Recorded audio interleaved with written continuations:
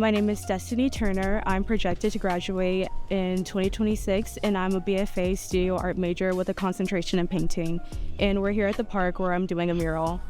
So I first got interested in murals last year when I was assisting a street artist while studying abroad in Florence, Italy. I never considered public art until I went to Florence and was presented with that opportunity. It broadened my horizons on what I thought would be possible for me as an artist. The placement of the park itself is in between UNCG and also the local community and the apartments for UNCG as well. So wanted to create a sort of symbol that could show the bond of those communities.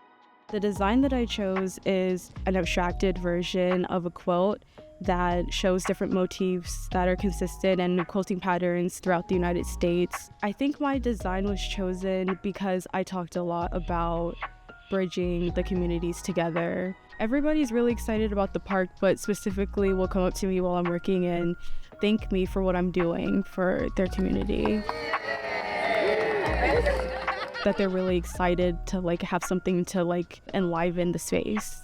I felt that I was definitely supported through my teachers and also Greensboro Project Space and also the city of Greensboro. They've definitely been very accommodating of me and helping me through the process, teaching me exactly how to be a public artist. This opportunity has definitely sparked my interest a lot more in being able to do murals in the future. And I wouldn't have been able to do it without my study abroad experience. The fact that I go to UNCG and how affordable it was to do study abroad definitely helped. I think the idea of having something permanent in the world of my art and my ideas is definitely what my goal is as an artist, to be able to impact the world through my art.